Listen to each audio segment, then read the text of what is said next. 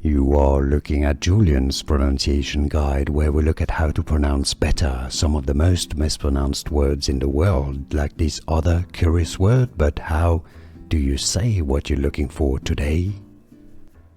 Let's learn how to pronounce this word once and for all correctly in English. Both British and American English pronunciations are similar. If you want to learn more vocabulary, I'll link to many confusing words at the end of this video. Eschar, meaning an injury, essentially. Eschar, that's the British English pronunciation, or in the US, Eschar, S-car, stress on the first syllable.